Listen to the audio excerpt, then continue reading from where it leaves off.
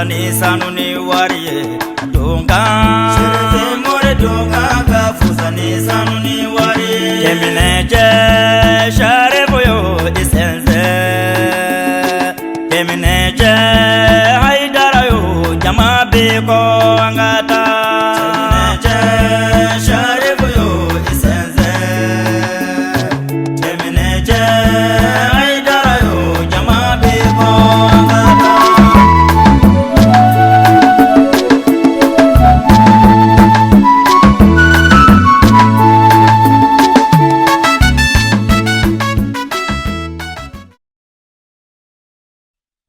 بسم الله الرحمن الرحيم والصلاة والسلام على محمد وآل بيته الطاهرين ومن والاهم بإحسان إلى يوم الدين. أنا فاطمة الزهراء كبنغلي نجاو حكم كنا لا وجود كنا من سيرا بانكونينا ككنيني أدون سوي وجود كلا وشامان تومي كنكا أنكنا موبونا نيان تمنون كوفي يعقوب كوني على فنا كمانا أمبا فاطمة كنا كنا نيالونكا فمون كنا كنا نيالاكا دي أمبا فاطمة دروما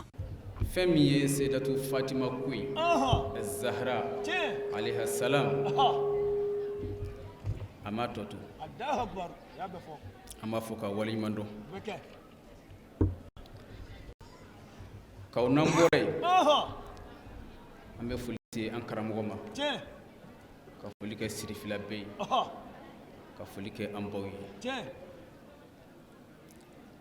mugati chugo koso Fatimatu Zahra nam alayha salam ambe feka bunye damado tomotomo kabini a jugo bawla anaka kerengerelen koula ala ya korota musoto sanfe ni ko bamunu o folay me nam Fatimatu alayha salam a furche nam ko yesena ali ibn Abi Talib di sikatola wajulu kala timana oka Allahu akbar Ali ibn Abi Talib fentigi kunte Allahu akbar sikatola Fatima kira dugadi je ay koto fatala Allahu akbar kira ya fadu susma domi kira be Fatima di Sayyidina Ali ibn Abi Talib ma ay asra foita ku Allahu akbar Sayyidina Ali ka keleka gluki ayodeti Allahu akbar mais me fe ga mi fi seti ala de gara Fatima ka furu den fay ti sigatola billahi Allahu akbar Jibril alayhi salam Jibril de gara Fatima ka furu bolomay no furu tamalay Allahu akbar ala ani kirani nyogonche ti sigatola ka conseil na ali ka nyini ninye sahabo chama ye Fatima nyini a setigu fenfen yi kambo kira ko umantife ka ala konde nga kula Allahu akbar foddo mi sayyidina Ali ibn Abi Talib no bina ala bina latige ka Fatima di o doni asola ga Jibril abla kana fakira Muhammadu yi ko kuma na sangulo wulon vla meleke beklalo ka furusiri la kaba ti sigatola ne Fatima ni Ali Allahu akbar arjina be parledu ti ajiru deledu aflaru fereledu Allahu akbar ko meleke obi ka waso nyogona di ti arjina flori feru uye arjina fambe parini uyi Allahu akbar ka mariage ke ti melekaw de girina a flori fere nunka minga sorota chala min tay olumika waso nyogona ko mana ko kira awre ka kala da dafa furin sirila Allahu akbar wona yoro jumel la rusila o bunye dona Fatima ni anyo wonawche sigatola kaw Fatima kira muso mi ku bi hine ko ju ti sigatola ni ya jogo badwe Allahu akbar mi makari ti akmi fayin lame kira Muhammad Mustafa ka gardi folo nabi fuma sécurité o ku Fatima di Allahu akbar kabir kira ma hijra ke ka bo Makka kana Madina Fatima de kumedo kira ni magan kafiru ka toro yace Allahu akbar sigatola muso kundo a dango kai muso kundo haiba kumbala cɛna ka bamuru ni kun ye Fatima jɔlen i bɛ fɛ ka min k'a bɛ bɔ i kɔnɔ Allahu akbar ala kun y'o k'a ye siga t'o la Allahu akbar ale de kun bɛ kira kɔrɔsi Allahu akbar mais musoba in ka hinɛ a n'a ka makari a misali filɛ wala silamɛya daminɛ wagatiw gɛlɛyaw tun bɛ yen mbe siga t'o la kira ye Fatima to yen a k'a ka cɛlasigi baara bɛɛ kɛ a yɛrɛ ye Allahu akbar mais kumana min na silamɛya ye se sɔrɔ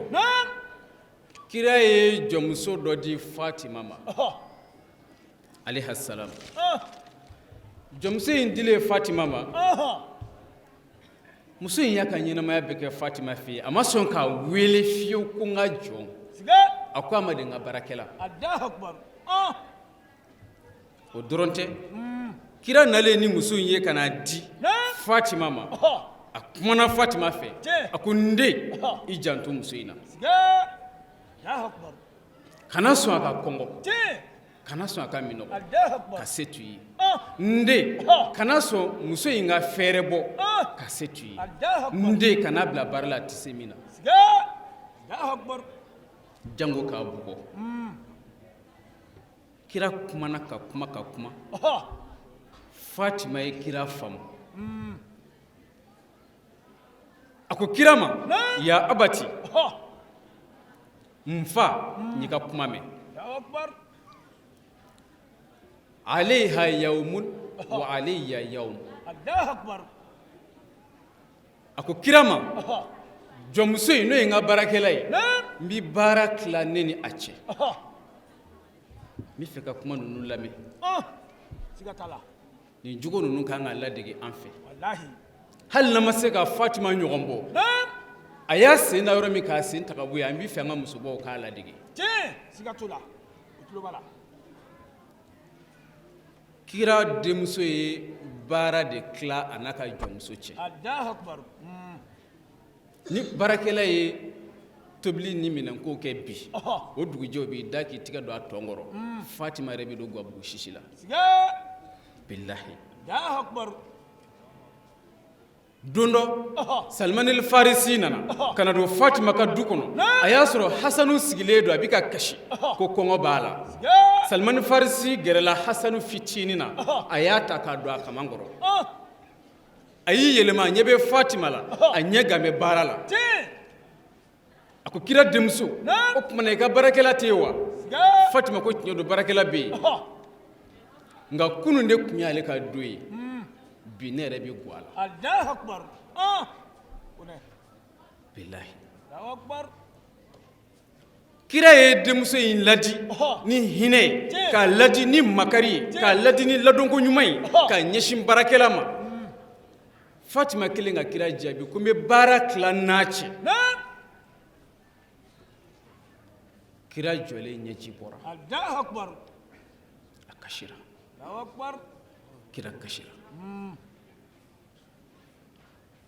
a ko Allahu a'lamu haythu yaj'alu risalatahu Allahu akbar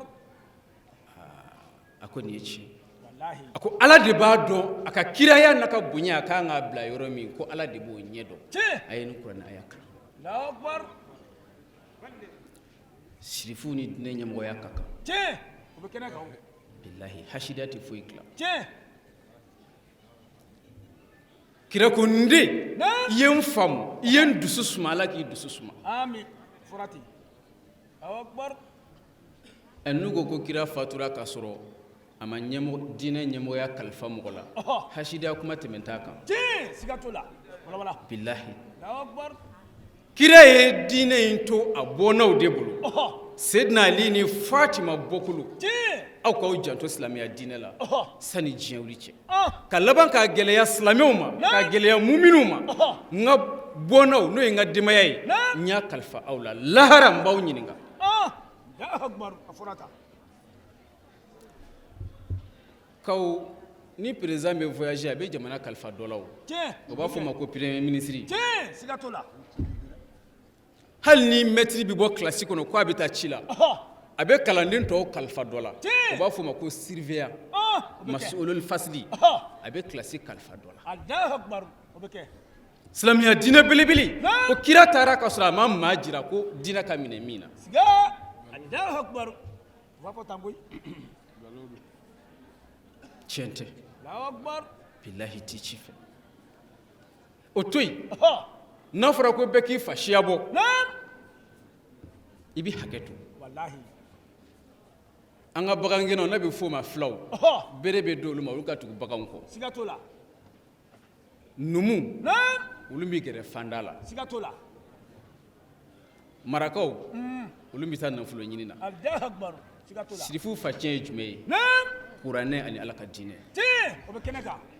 Kɔnɛ. silamɛya ye olu ta ye kuranɛ ye olu ta ye kaw an bɛ fara u kan de k'u dɛmɛ u ka baara la Tiɲɛ. O bɛ kɛnɛ o kan. y'olu fa tiɲɛ ye Kɔnɛ. ko ma wuli fiyewu O bɛ kɛnɛ kan o. an bɛɛ ye kelen ye an bɛɛ ye kelen ye ɲɛngoya kuma don Tiɲɛ. Siga t'a la. O bala bala. hamza bun abdulmutalib n'a binna seyidu shuhada Allahu Akbar. Siga t'a la. cɛ minnu sara ala nɔfɛ muso minnu sara ala nɔfɛ Naam. olu ka ɲɛmɔgɔya dira hamza ma Tiɲɛ. Siga t'o la. A n'a ka kan. sirifi don Tiɲɛ. funange minnu bɛ sa ala nɔfɛ olu ka ɲɛmɔgɔya dira hasan ni huseini ma Tiɲɛ. kira bɔnnaw don Siga t'a la. hasima a tɔgɔ de hamza nɔgɔmalen fatima mɔgɔ fɔlɔfɔlɔ minnu jɔra hamza su kunna Naam. k'a lajɛ a bɛ cogo di dɛmɛ bɛ se ka don a ma wa a ni bɛ se ka kisi wa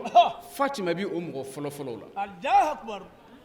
Ni wulibali. kɛlɛ kɛnɛ kan Allahu Akbar. cɛw ka ɲɔgɔn kunbɛn kɛnɛ kan Tiɲɛ. cɛw ka ɲɔgɔn terege kɛnɛ kan Allahu Akbar. Kɔnɛ. k'a sɔrɔ foyi ma uhudi kɛlɛ tiɲɛ silamɛya bolo fo nafigi minnu bɛ jama cɛ la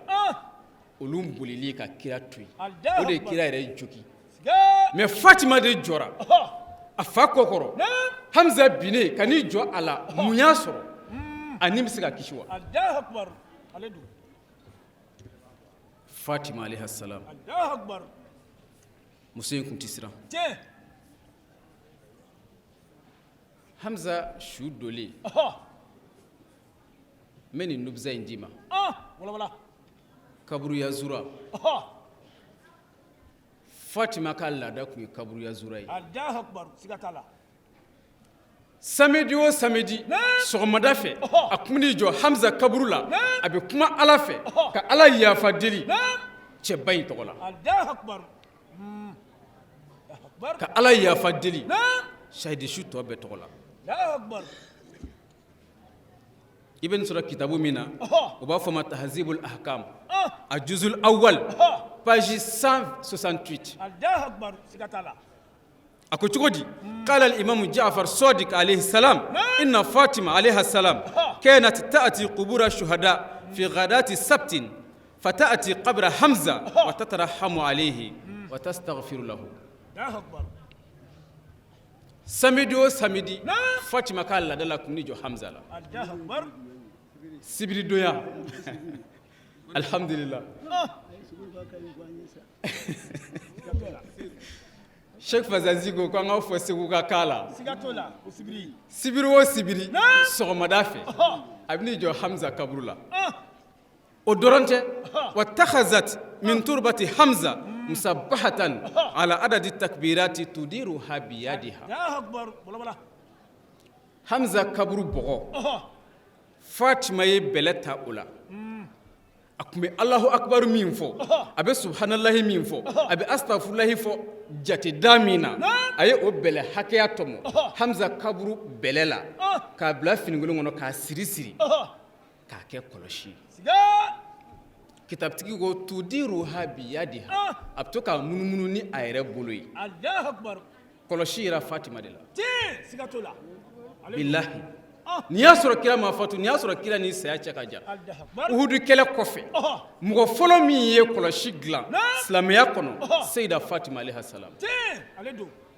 Allahu Akbar. a bɛ n'i jɔ hamza kaburu la a bɛ astafulahi wurudi ni hamza kaburu bɛlɛ ye Allahu Akbar. munna hamza kaburu bɛlɛ sabu barika b'o la Tiɲɛ. n tɛ kaburu fana ka ca o Ka ca. Allahu Akbar. sabu barika bɛ nin t'a la Tiɲɛ. Siga t'o la. kitabtigi ko cogo di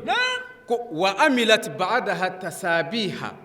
fasta'malaha an-nas ko mɔgɔw yɛrɛ ye kɔlɔsi dilan ye Fatima de la Allahu akbar sigatola ale do diinɛ ninnu ta ye Allahu akbar wallahi kaw ama ban wala Fatima a jantora cɛ la kosɛbɛ Allahu akbar wala ka cɛ lamɛn kɛra ka cɛ hinɛ minɛ Allahu akbar i ka don don dɔ la kitabtigi b'a fɔ cogo di Abu Hurairata b'a lakali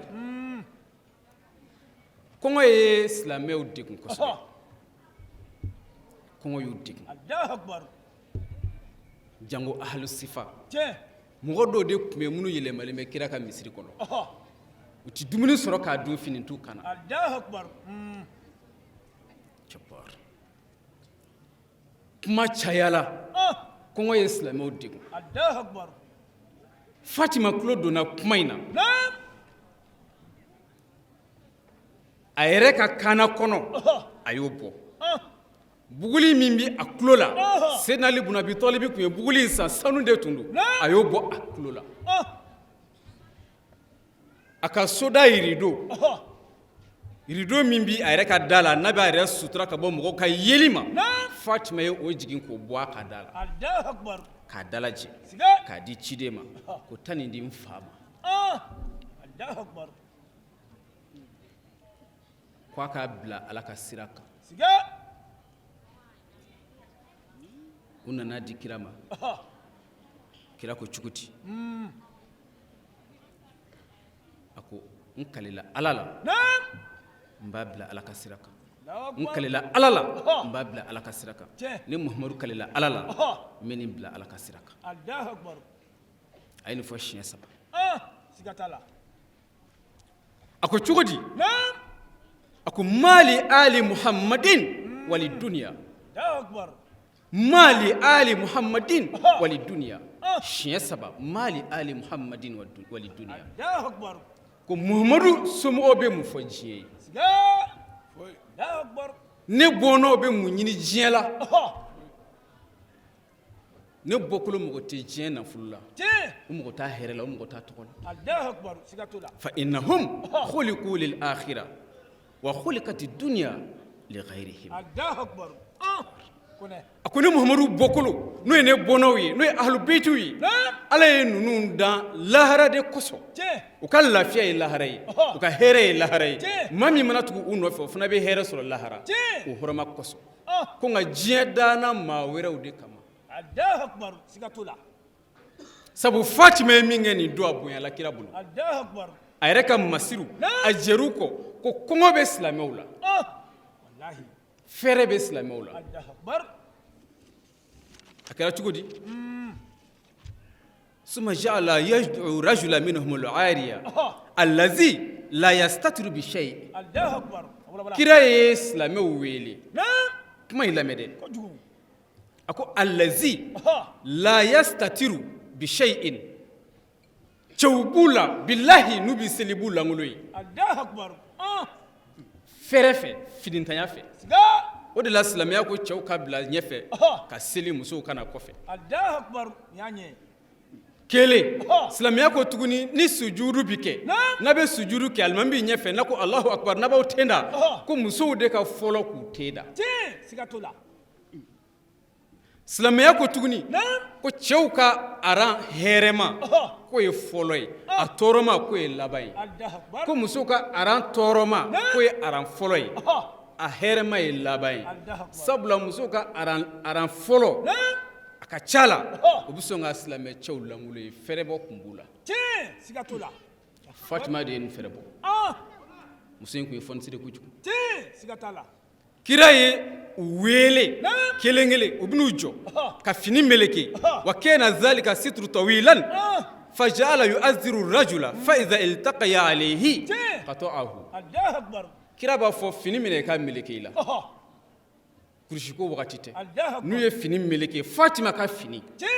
n'a kun ye ɲɔgɔn sɔrɔ o b'o tigɛ o y'o ta ye maa wɛrɛ bi gɛrɛ min langolo don a bɛ meleke o la fini kun mana ɲɔgɔn sɔrɔ o bɛ tigɛ o y'o ta ye a ka sanu buguli a ka kaana kɔnɔ o feerela k'o don balo la k'a di dɛsɛbagatɔw ma k'u kɔnɔbara fa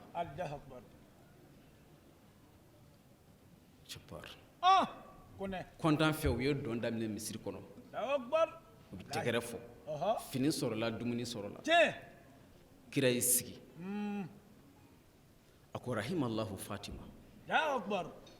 la yaksuwannaha allahu bihaza sitra min kiswati aljanna a ye ala wele a ko setigi ala n b'i fɛ i ka hinɛ n denmuso fatima la n b'i fɛ i ka hinɛ n denmuso fatima la a ye silamɛw fɛrɛbɔ k'u lebu sutura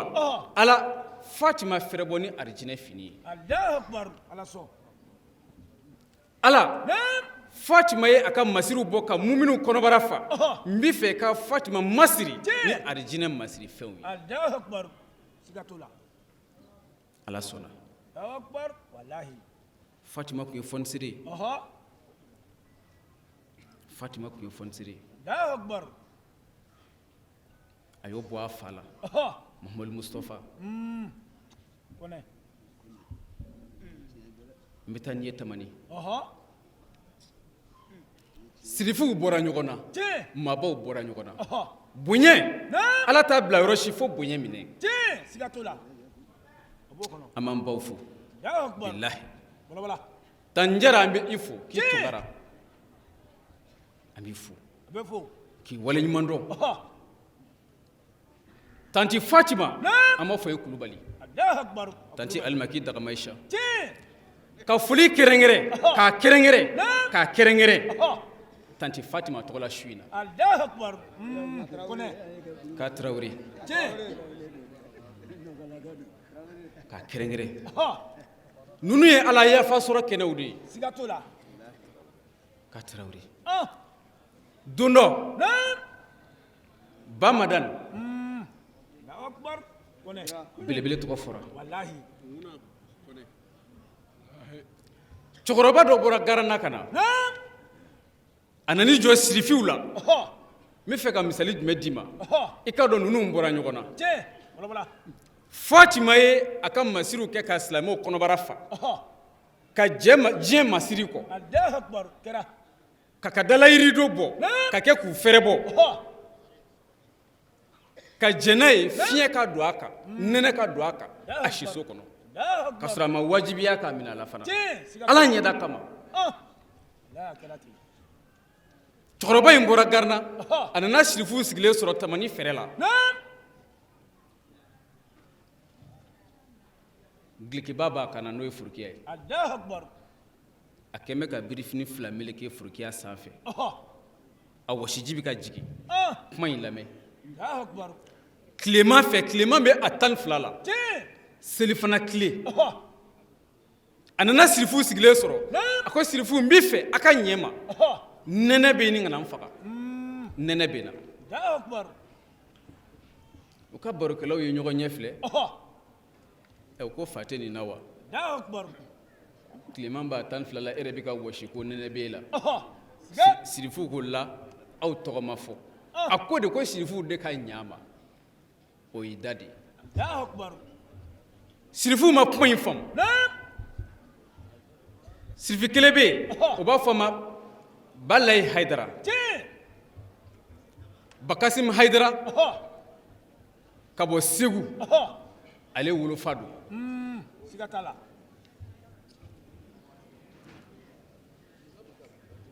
bakasim hayidara ale ka cɛkɔrɔba don alhamdulillah an b'an ka minisiri fo k'a waleɲuman dɔn i k'a dɔn bakasim hayidara ale ka cɛkɔrɔba n'o y'o wolofa ye o la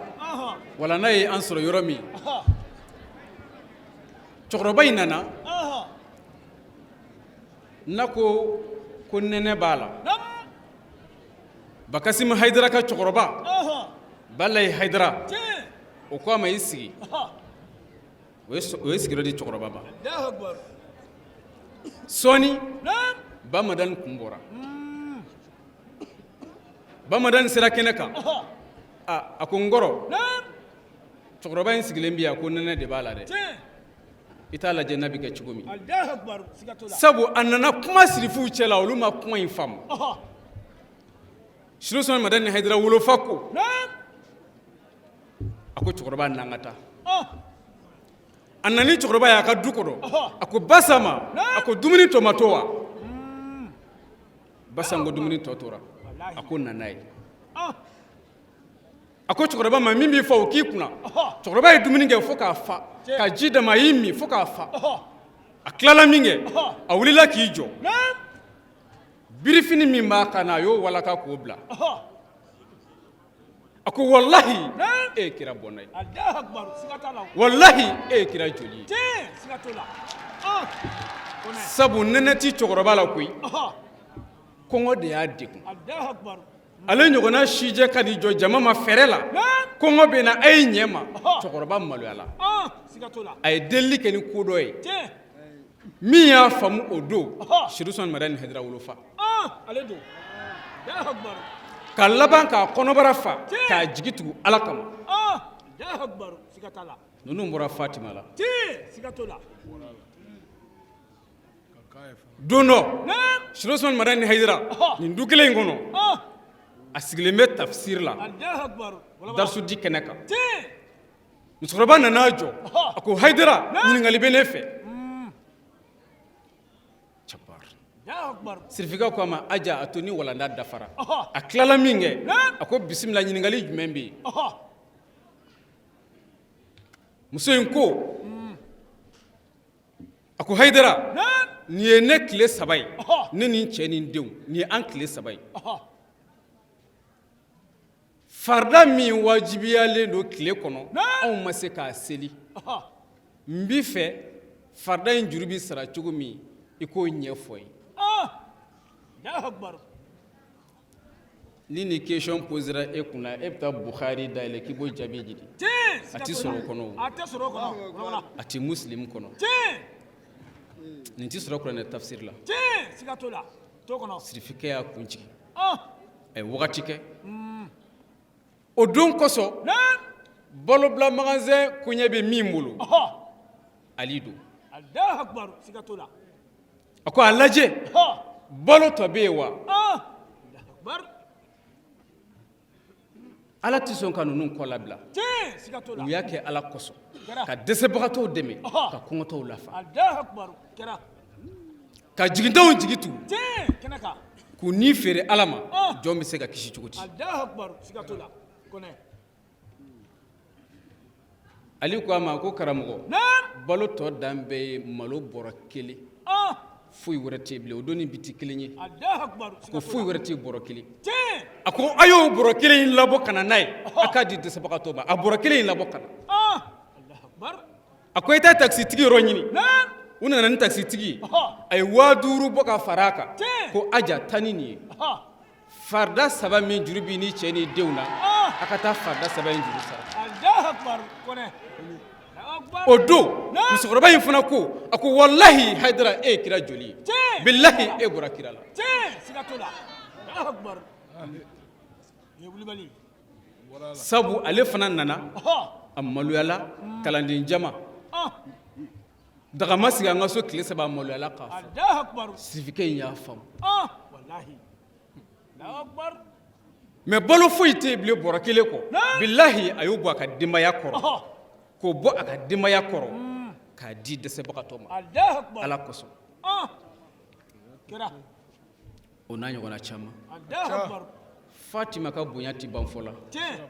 k'aw sirifu ka bonya ti ban fɔ la Wallahi. n'an donn'u ka nɔgɔ foro kɔnɔ kaba Ɔhɔ. an t'a dɔn an b'a kɛ cogo cogo Siga t'o la. don dɔ Naam. Fatimatu Zahra alayha salam Ɔhɔ. n bɛna nin ye Wala wala. a denw banala Ɔhɔ. k'u degun kosɛbɛ Allahu Akbar. balo ti so kɔnɔ muso in tun sabalilen kojugu Tiɲɛ. Wallahi. a hinɛna cɛ la kojugu Ali ibn Abi Talib Tiɲɛ. a ye cɛ in ladon kojugu Ɔhɔ. a jantora denw jogo la Allahu Akbar. misali bɛɛ bɛ ta Fatimatu Zahra de kan Ɔh. misali ɲuman bɛɛ Allahu Akbar. balimamuso ye ɲumanya la i b'a misali ta Fatima kan Tiɲɛ. furumuso ɲumanya a misali bɛ ta Fatima la Tiɲɛ. woloba ɲumanya mɔmuso ɲumanya sigiɲɔgɔnmuso ɲumanya Naam. bilahi nin bɛɛ misali ɲuman dafara Fatimatu Zahara alayha salam Tiɲɛ. Siga t'a la. Allahu Akbar. den ninnu degunna Naam. balo tɛ so kɔnɔ mun kɛra Seydina Umar de nana ka na bɔ Ali ibn Abi Talib ye Allahu a y'a Akbar. sɔrɔ denmisɛnninw degunnen don a y'u ɲininka yala aw ma fura k'u la wa u bɛ fura fɛn fɛn dɔn ko a bɛɛ kɛra mais bana tɛ ka nɔgɔya Allahu Akbar. Seydina Umar ko a ko Ali ibn Abi Talib ma a ko n dan b'i la i ni Ala ka di Allahu Akbar. Siga t'o la. n bɛ fɛ k'i dafali n'i kumana i ka Ala fɛ den ninnu bɛ kɛnɛya Siga t'o la. hasida tun tɛ sahaba ninnu ni ɲɔgɔn cɛ Siga t'o la. walanda t'o kan Allahu Akbar. Seydina Ali ibn Abi Talib a y'i dafali a ko Ala n'i ye kɛnɛya di ne den ninnu ma k'u lafiya n bɛ tile 3 sun e Ala ye Fatima ko ne cɛ ka tile 3 sun Ala ka kɛnɛya di ne denw ma o ye ne yɛrɛ Fatima ka ko ye Tiɲɛ. Ala ne yɛrɛ bɛ tile 3 sun Allahu Akbar. denw fana ko ne fa ni n ba ka ko o ye anw ka ko ye Ala anw yɛrɛ bɛ tile 3 sun Allahu Akbar. baarakɛla min tun bɛ Fatima bolo n'a n'o tun bɛ baara tila don n'a dugujɛ o fana ko nin ye ne ka ko ye Ala ne yɛrɛ bɛ tile 3 sun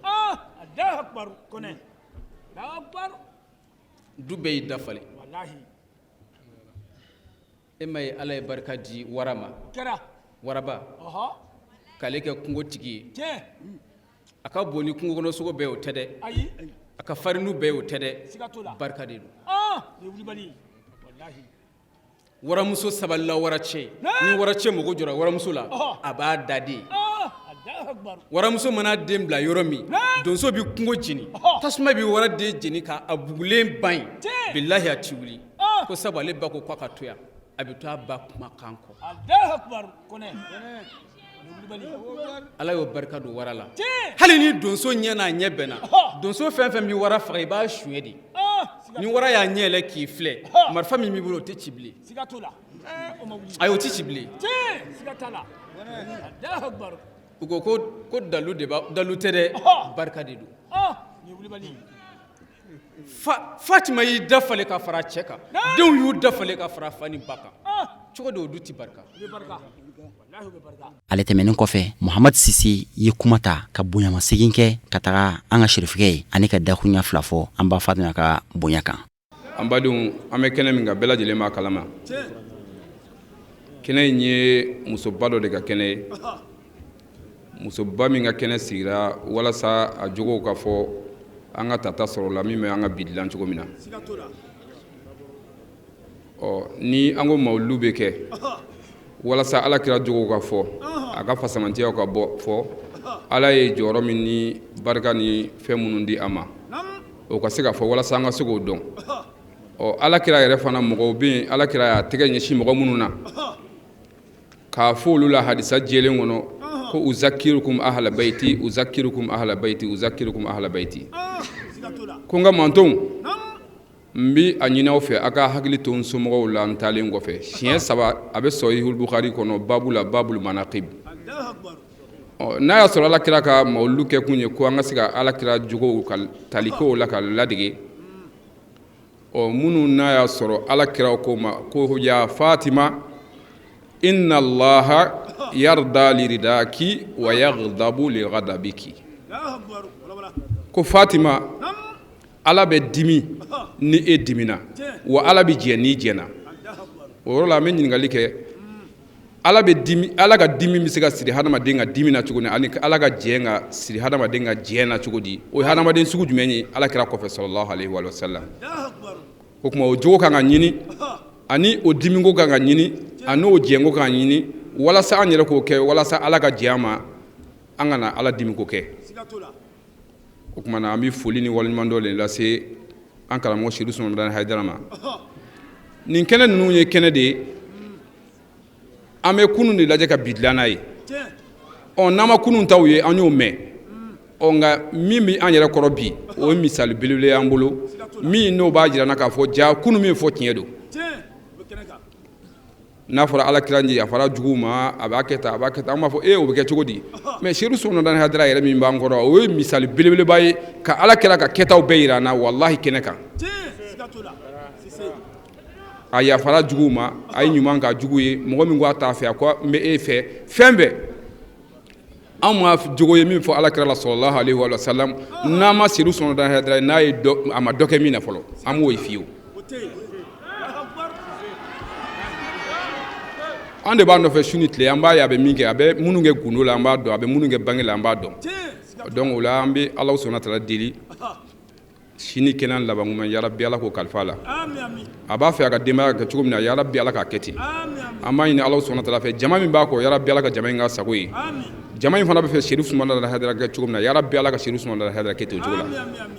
la jamakulu dɔ de tun bɛ yen jamakulu in ye u kan di Seydou Soumana Hadara ma k'a fɔ an ni a n'an ka nafolo an b'i kɔ mais bi a bɔra o jamakulu la a kɛra Mali yɛrɛ bɛɛ ye a y'a jateminɛ ni yɔrɔ bɛ kɛ an bɛ dɔgɔkun kelen o dɔgɔkun kelen an bɛna yɔrɔ kɛ i bɛna sɔrɔ yamɛfa tewu Mali silamɛ bɛɛ karamɔgɔw ɲɛmɔgɔw diinɛ ɲɛmɔgɔ bɛɛ lajɛlen u n'u ka bonya n'u ka fɛn bɛɛ a bɛɛ cɛlen don ka na fara ɲɔgɔn kan ko Seydou Soumana Hadara mais i bɛ ɲininkali kɛ mun a ye mun de k'u ye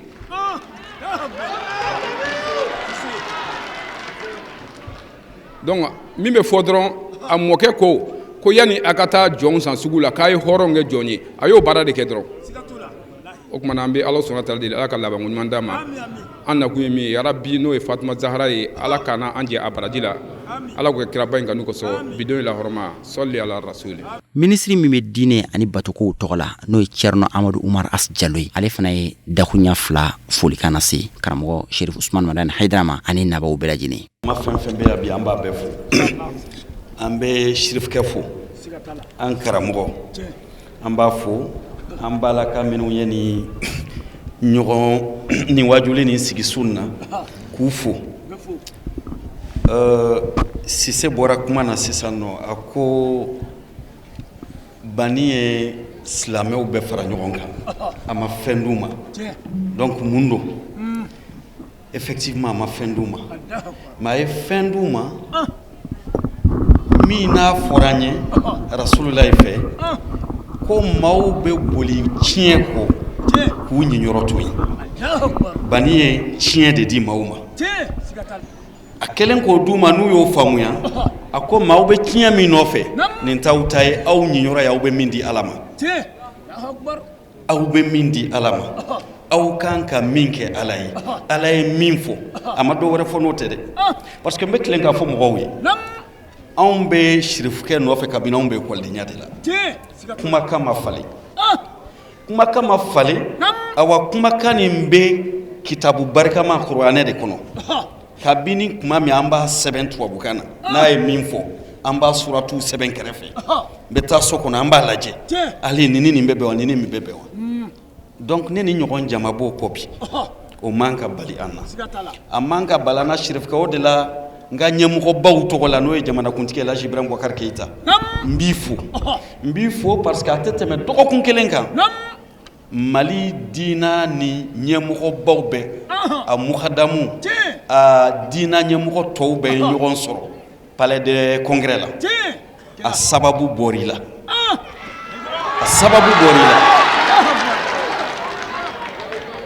donc kuma min fɔra o sigi kɔnɔ n'o de y'i ka kɛta ye kabini lawale o kuma nin de fana kosɔn maaw b'i kɔ diina min ko maaw n'u denw n'u musow bɛ se ka yɛlɛ ɲɔgɔn fɛ diina min ko maaw bɛ se ka yafa mɔgɔ ma min ye kojugu k'u la diina min ko maa ni maa wɛrɛw bɛ se ka kɛ ɲɔgɔn kan k'a sɔrɔ u tɛ diina kelen na diina min ko bɛɛ k'i ka sira ta ko tiɲɛ ye sini ye donc i b'o kuma min fɔla don o don o lajɛ de kɛra alamisa min tɛmɛna a bɛ dɔgɔkun kelen bɔ o lajɛ nin kɔnɔna na ni maliyɛnw hakili sigira jamana minnu bɛ Mali lajɛ gɛlɛya min bɛ ka kɛ diina tɔgɔ la k'a da diina kun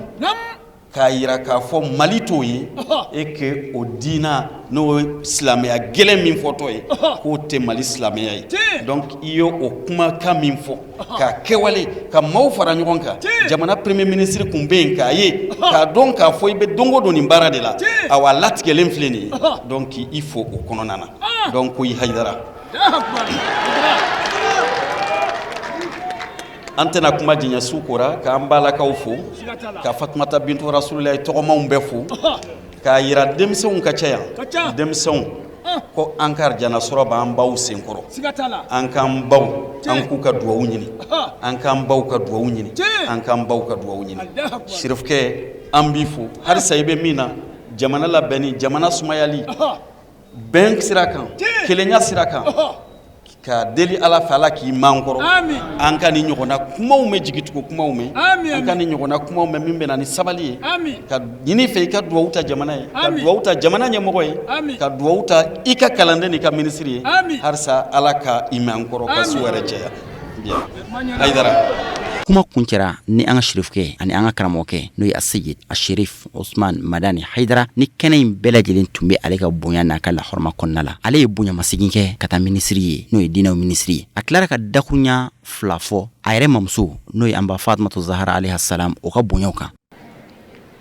Bismillahirrahmanirrahim wassalatu wassalamu ala ashrafi khalqillah سيدنا محمد وعلى آله الأطهار وصحابته الأخيار عدد نعم الله وإفضاله أستهل ذكري قائلا رب اشرح لي صدري ويسر لي أمري واحلل عقدة من لساني يفقه قولي وبعد سلام الله عليكم جميعا يا جماعة المسلمين والمسلمات. وعليكم السلام ورحمة الله تعالى وبركاته. إدراك. مبادئ أمبي على فوق على بركة. كسولي دافعنا سخيرا مكا. أنا سودونغ سنمو. أنا خسابة نمو. نمبراي. نم. an b'an ka foli ɲɛsin a silamɛ bɛɛ lajɛlen ma minnu y'u ka baara bila ka na fara ɲɔgɔn kan nin kɛnɛ in kan kira somɔgɔw kama u sara bɛ Ala bolo Ala ka hɛrɛ k'u ye amin amin amin Hayidara an b'an ka minisiri fo a bɛ fo minisiri min tɛ sɛgɛn bi ɲɛ b'a la télé la a bɛ chrétienw ka yɔrɔ la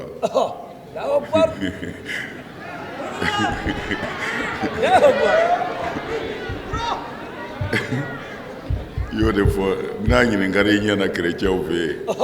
a bɛ k'i kɔnɔ ko chrétien de don siga t'a la i b'a fɔ ko a y'olu ka livre kalan k'a bɛɛ durusi ayiwa n'a kumana silamɛw fana fɛ yen a bɛ ten o kumana min bɛ yen dɔrɔn an b'a fɔ IBK ye ko a ma fili a ka minisiri choisili la a ma fili a ka minisiri choisili la fan bɛɛ bolo minisiri in y'olu ka diinɛ denw de ye ale bi jɔ yɔrɔ min na o de kalifalen b'a ma o kumana an b'a fɔ a ka baara la ko a k'a cɛsiri histoire tɛ hinɛ baaraw bi ban nka kɛlɛw bi to papier kan siga t'o la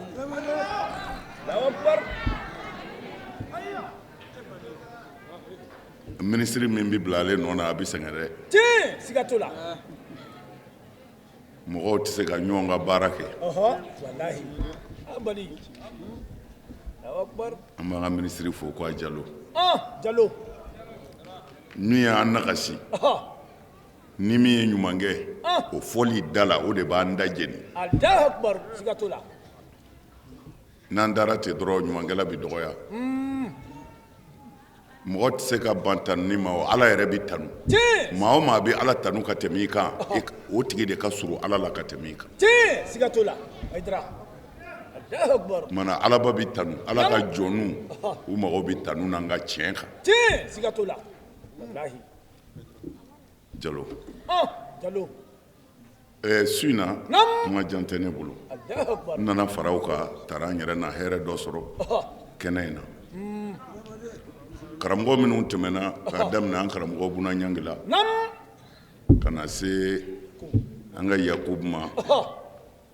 u ye min fɔ a wasara foyi tɛ se ka fɔ nin kɔfɛ mais an bɛ fɛ ka min fɔ dɔrɔn komi an karamɔgɔ Sise ye hadisa min fɔ k'a fɔ alakira ko sallallahu alaihi wa sallam a y'a fɔ Fatima ye Ala bi jɛn ni e jɛnna wa Ala bi dimi fana ni e dimina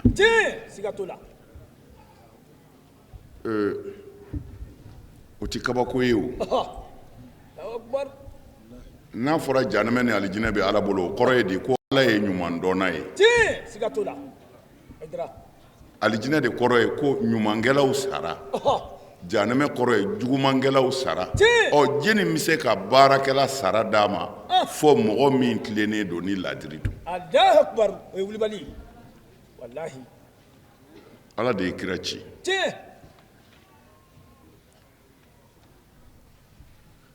ni maa min ye kira kanu o ye Ala kanu o ye kuranɛ aya de ye ko n'a sɔrɔla a bɛ ne Ala fɛ a ye tugu n ka kira kɔ in kuntum tuhibbuna Allaha fattabi'uni yuhibbukumullah nin ye kuranɛ aya de ye nin ye Ala ka kuma de ye kuranɛ kɔnɔ n'a sɔrɔla mɔgɔ min ko i bɛ ne Ala fɛ kana tugu n kɔ dɛ tugu Muhamadu kɔ ni Ala yɛrɛ de kumakan ye ni maa min bɛ ne Ala fɛ tugu Muhamadu kɔ ko ne yɛrɛ Ala b'i k'i fɛ Ala m'a fɔ tugu n kɔ n bɛ k'i fɛ tugu Muhamadu kɔ n bɛ k'i fɛ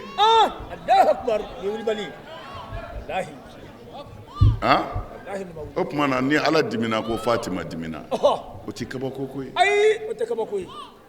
an y'o de fɔ anw b'a faamu cogo min na kira ka sababa ɲuman bɛɛ ka bɔ anw bolo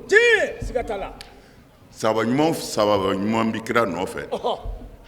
a bɛɛ de ka bɔ anw bolo nka bonya bɛ bonya kɔnɔ koyi Imam Malik don dɔ la a bɛ ka sahabaw jate a bɛ ka khulafaw jate khalifaw jate a y'a daminɛ Abubakar Umar Usman a y'a laban ni Aliyu ye dɔw b'a kɛrɛfɛ olu kabakoyara olu ko Ali b'a bɛɛ kɔfɛ wa Alimami Maliki y'a tigi filɛ kosɛbɛ a ko ɔhɔ Aliyu b'a bɛɛ kɔfɛ n ye jate min kɛ la sabu olu ye Aliyu kɔn khalifaya la a ko nka a ma min bɛ e kɔnɔ n'a sɔrɔla o de ye ko min ka kusa min ye ko ne tɛ kira bɔnna dɔn ko n b'o ni dafɛn wɛrɛ gɛrɛ ɲɔgɔn na pusamandiya sira kan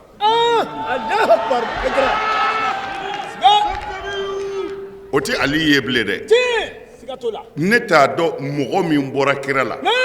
ko ne b'o ni maa wɛrɛ gɛrɛ ɲɔgɔn na pusamandiya sira kan ko n t'o dɔn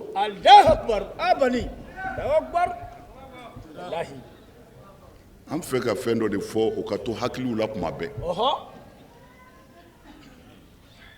o ye jumɛn ye fitiriwale kafiri don bamanankan de b'a fɔ ko fitiriwale bamanankan de b'o fɔ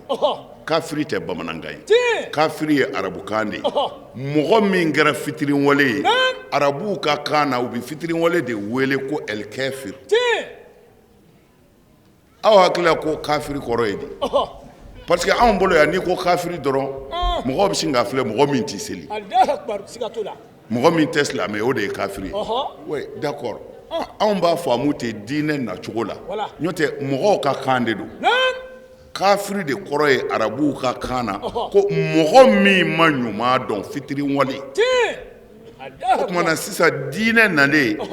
diinɛ yɛrɛ y'a ta k'a fɔ ala y'i da k'i kɔrɔbɔya ka hɛrɛ bɛɛ k'i ye i m'o ala dɔn ko i kɛra fitiriwale ye o tumana diinɛ mɔgɔw y'a ta k'a sɛbɛn u ka kitabu la ko kafiri ko ala dɔnbali mais k'a sɔrɔ kuranɛ yɛrɛ mana fɔlɔ fitiriwale bɛ arabu kafiriw ni ɲɔgɔn cɛ ni min m'a kɛ ka ɲɛ ni min ma ɲuman dɔn a bɛ fɔ i ma kafiri Allahu akbar Haidara siga t'a la fitiriwale ye kafiri ye wallahi i y'a fɔ silamɛya ye ala ta de ye tiɲɛ mɔgɔ ta tɛ diinɛ ye dɛ Allahu akbar siga t'o la diinɛ ye ala ta de ye tiɲɛ siga t'a la Allahu akbar nka yala ala ye min gɛrɛngɛrɛ ka ne to yen k'e to yen k'o kɛ diinɛ nabaa ye yɔrɔ dɔ man ka ye o ni an jɛ wa siga t'o la o bɛ kɛnɛ kan o a bani a fɔ ko diinɛ tɛ muhamadu ta ye a fɔ kana tanbaki Allahu akbar a fɔ furu ko alakira ta tɛ diinɛ ye a fɔ ten mais hali o fɔtɔ i fɛ i ye tiɲɛ de fɔ nka tiɲɛ min don dɔ b'a kɔfɛ dɛ ala m'e fa ci a ma ne yɛrɛ ci a ye tiɲɛ min da an bɛɛ cɛ la fɛn dɔ b'o la dɛ manil fard manil jabbar manil muhi manil mumit manil nasir manil kafi wahid la ilaha illallah muhammadur rasulullah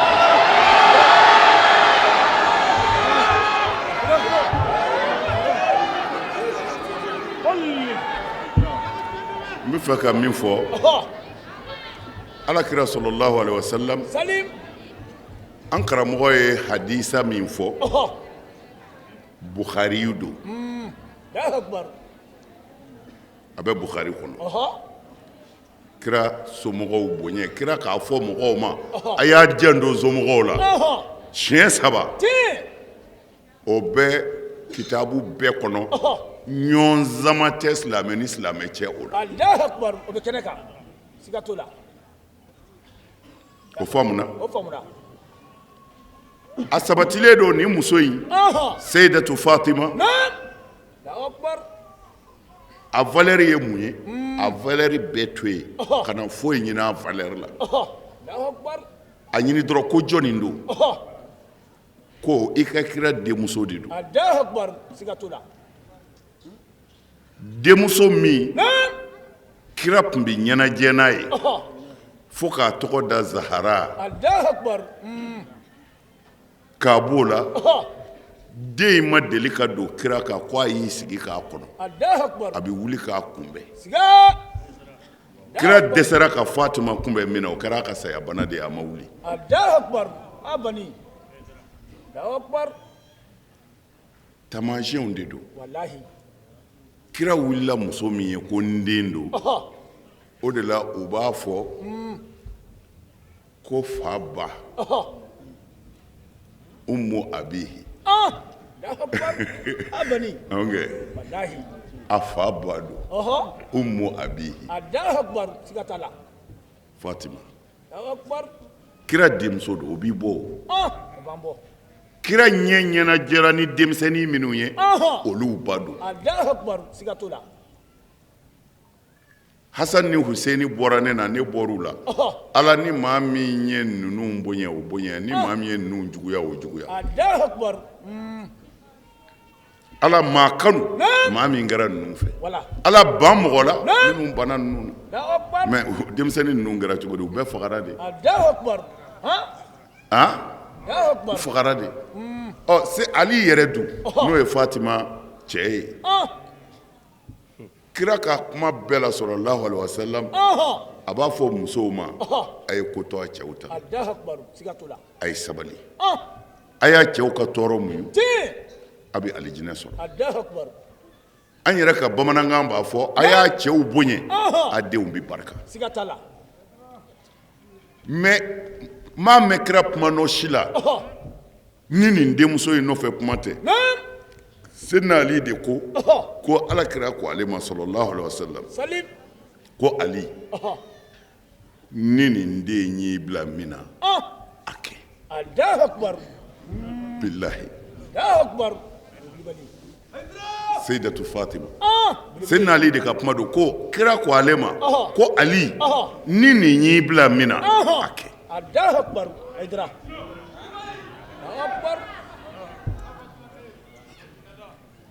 ninnu bɛɛ sara ma al asaf u bɛɛ sara ni hujini de ye kira ma taa ka foyi to a kɔ yan a ye minnu embrasser a kun bɛ nisɔndiya ni minnu ye u y'u bɛɛ jigitigɛ faga a kɔfɛ nka o kɛlɛ tɛ ne ni e bolo ala ye bolo b'o la a ye ne bolo b'o la bolo minnu b'o la lahara ala b'o juger mais mun bɛ e ni ne bolo sisan tiɲɛ yɛrɛ yɛrɛ la an ye kisi sɔrɔ ni muhamadu de ye an ye bɔda sɔrɔ ni muhamadu de ye an ka misiriw jɔla ni muhamadu de ye an bi sunkalo sun ni muhamadu de ye an bi hiji kɛ ni muhamadu de ye o muhamadu in ka kuma o taara ka bɔna minnu to e ni ne ka k'olu tɔ fɛ yanni an ka sasa kuma in bi yan de amin kuma in bi yan de o de la ne b'a fɔ aw ye nin kɛnɛ ninnu ni a yɛrɛ tɛ i t'a ɲɔgɔn sɔrɔ billahi al-aliyyil azim foyi ma nin kɛnɛ in sigi fo k'a jira ala la anw ma muhamadu ye a ye minnu ye k'u embrasser anw m'o si ye nka an b'o fɛ ala an sigilen filɛ o kɛnɛ kan i ye kira min ci muhamadu mustafa a denmuso fatima o ka bangeni ye sini de ye an sigilen filɛ o kɛnɛ de kan ka e ala fo k'a yira i ka kira la ko an b'a fɛ an b'a bɔ n'aw fɛ n'u y'u bolo da u kan anw b'a bɔ a kan mɔgɔw k'a ye an filɛ o sigi de la i b'a faamu o kɛnɛ ye nin ye dɛ dugawu bɛ jaabi yan makow bɛ ɲɛ yan sabu ala yɛrɛ bɛ yan kuma kɔrɔma de don masa yɛrɛ bɛ yan sabu nin kɛnɛ in sigira ale ala ɲɛda de kama a ko a bɛ kira min fɛ k'a yira mɔgɔw la min ye hɛrɛ k'i ye ni i ma se ka fɛn k'a ye a k'a kɔ ye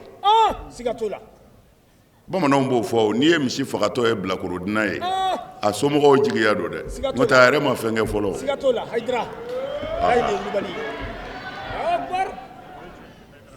o de la an b'aw fo ne ka kuma ti janya an b'aw fo ka segin k'aw fo n ye nin ɲɔgɔnna fɔ aw ye n'a y'i sɔrɔ yɔrɔ o yɔrɔ mɔgɔw k'a dɔn ko dɔ bɛ yen ko mun bɛ yen bi e b'a fɔ fatima bangena nin ɲɔgɔnna su de la o de la n ye kini san ka na n sigi k'a wele ko a ka na an k'a dun ka sɔrɔ k'i ka nafila seli caya ani sɔli mustafa kan a b'a janto nin na dɛ nin de y'an ka bolominɛ yɔrɔ ye lahara n'u kanu ye an bɛ se yɔrɔ la an ka baaraw ma se yɔrɔ min na wa foyi man bɔ ala bolo ninnu kɔ wulibali don dɛ u ma faga gazan silamɛya dekun b'a la don min na n y'a fɔ e ye siɲɛ caman kira ni kafiriw jɔra don min na kɛnɛ kan kafiriw filɛ silamɛw filɛ k'u ka bɔ ka ɲɔgɔn sɔrɔ min kɛ silamɛw k'u bɛ girin ka bɔ kira ko la a y'a jɔ ne de nana ni kiraya ye ni tɔɔrɔ nana anw fɔlɔ de bi sa ali bɛ wa ali ko ne bi a ko bɔ cɛpɔrɔ mɛ ni histoire dogola silamɛw la kuma jumɛn dɛ a ka kunna tuma min na kira n'a somɔgɔw de y'a min u minɛna Makan k'u bila bɛyina Sha'abi bil jibali k'u gɛn ka don kuluwo kɔnɔ maa ti feere k'u ma maa ti taa b'u ye e kun b'o la u y'a kɛ jeni na kira n'a somɔgɔw mɛ tɔw tun bɛ dugu kɔnɔ mɛ kira n'a somɔgɔw de donna kaso la Makan yann'a ka hijira o tumana ale ni somɔgɔw de ye jalaji min ni kɛlɛ in do fana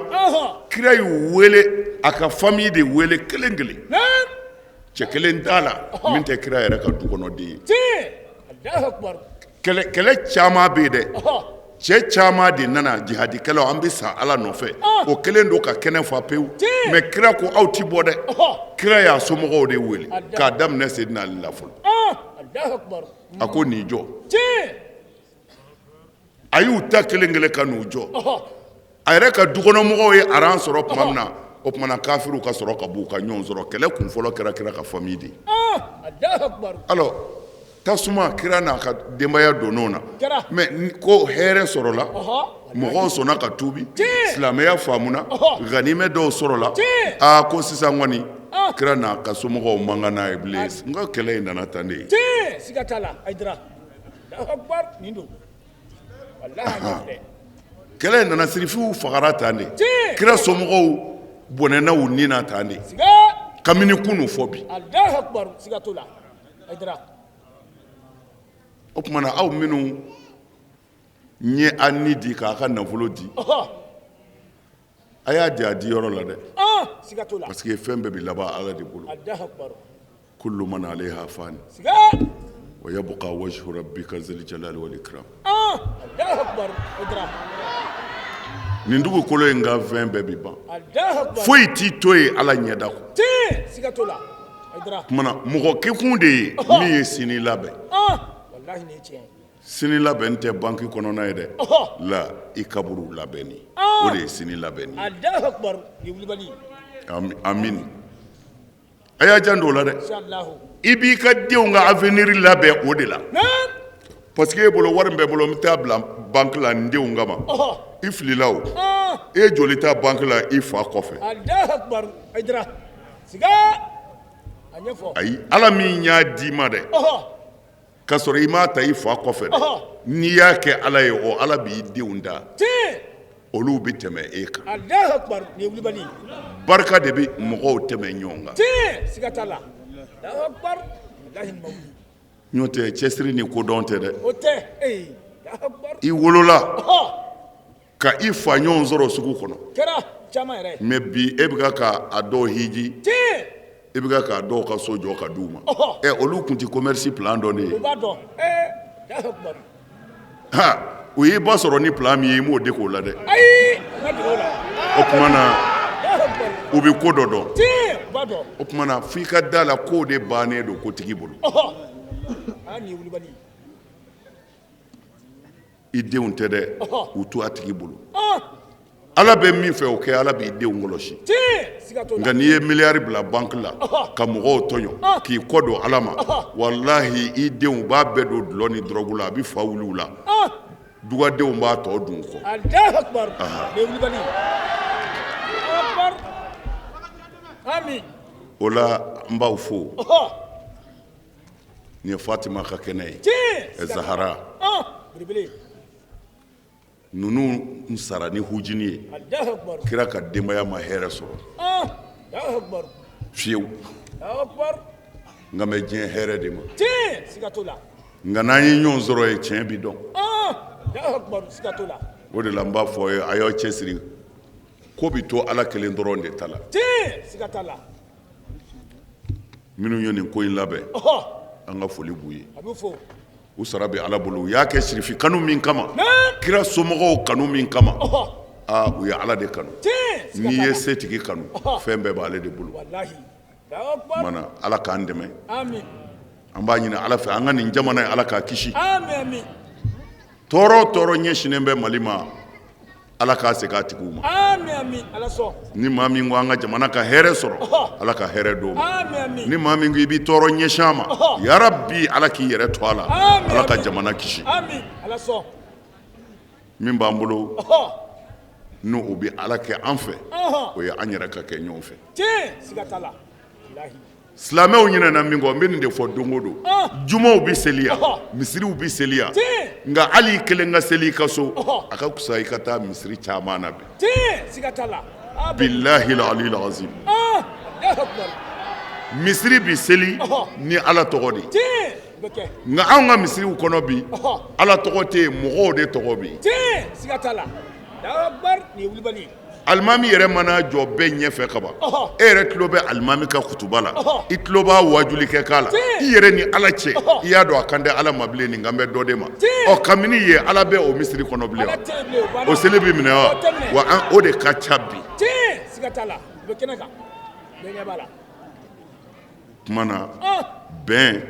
kelenya k'an tɛgɛ di ɲɔgɔn ma nin dama de b'an kisi nin dama de bɛ hɛrɛ don jamana kɔnɔ ala k'o latigɛ an ye ko mujadidunaw bɛ yen o de la nin kɛnɛ ninnu kan ne ti baya ko fɔ nin ye bayakɛlaw ni bayafɔlaw dama de ye nka an bɛ tajidudu kɛ baya la a fɔlɔ n ti fila fara ala kan n ti fila fara ala kan n ti jɛnɛya kɛ n ti suɲɛli kɛ n ti n den faga n ti namara kɛ n sen kɔrɔ n t'a kɛ n bolo kɔrɔ ni kira muhamadu ye n bila baara ɲuman min na n b'a kɛ ala k'a minɛ ala k'an sago d'a ma rabbana atina fid dunya hasana wa fil akhirati hasana wa qina azaban nar rabbana anzil alaina ma'idatan minas sama' takun lana 'idan li awwalina wa akhirina wa ayatan minka warzuqna wa anta khairur raziqin salli subhana rabbika rabbil izzati amma yasifun wassalamun alal mursalin walhamdulillahi rabbil alamin. kɛnɛ in kuncɛra ni maa minnu tun bɛ kɛnɛ kan minnu y'u ka bay alayidu wɔɔrɔw kɔrɔkɔrɔya an karamɔgɔkɛ Alahu Taala ɲɛkɔrɔ ani an karamɔgɔkɛ Sherif Usman Madan Haidara ɲɛkɔrɔ. An bɛ Alahu Taala deli sigi nataw fana Ala k'olu yira an na. Ala ka an to san caman an ka se ka Fatumatu Zahara ka kɛnɛ ɲɛnamaya. Ala k'o kɛ alakira n'a somɔgɔw bonya kama. Wassalamu alaikum wa rahmatullahi ta'ala wa barakatuh.